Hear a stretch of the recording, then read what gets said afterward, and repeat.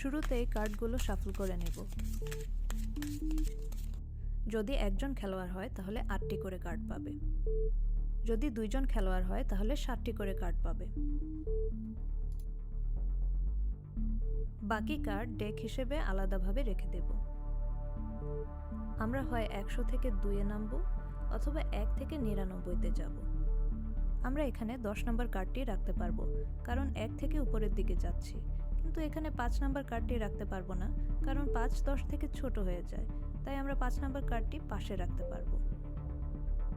আবার চাইলে 5 আমি নিম্নগামী রোতে রাখতে পারি, কিন্তু এখানে রাখলে আমার হাতে কার্ড খেলার অপশন কমে যায়। তাই ভালো হয় এটা ঊর্ধ্বগামী রোতেই থাকুক। এখন এভাবে একের পর এক কার্ড উপরে রেখে খেলা এগোতে হবে। খেলা সহজ করার জন্য একটি বিশেষ পন্থা ব্যবহার করা যেতে পারে। যেমন নর্মালি এখানে আমরা 45-এর উপরে কিংবা 21-এর উপরে কার্ড ব্যবহার করতাম, কিন্তু এই বিশেষ ক্ষেত্রে আমরা 10 যোগ কিংবা 10 বিয়োগ করে কার্ড ব্যবহার করতে পারব।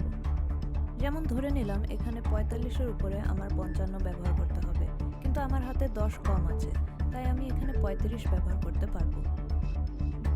তোমার টার্নে কমপক্ষে 2টি কার্ড এবং ঊর্ধ্বে যত খুশি কার্ড রাখতে পারবে, এবং চাইলে কার্ডগুলো বিভিন্ন রোতে আলাদা আলাদাভাবেও রাখা যেতে পারে। খেলোয়াড়রা তার হাতের এক্স্যাক্ট নাম্বার কারোর সাথে শেয়ার করতে পারবে না, কিন্তু ইশারা ইঙ্গিতে কথা বলতে পারবে। যেমন ধরো বলতে পারবে তুমি এই পাইলটাতে কোনো কার্ড রেখো না, কিংবা ধরো ওই পাইলটাতে খুব বেশি বড় নাম্বারের কার্ড রেখো না। যখন ডেকটি পুরোপুরি শেষ হয়ে যাবে তখন খেলোয়াড় একটির বেশি কার্ড রাখতে পারবে না।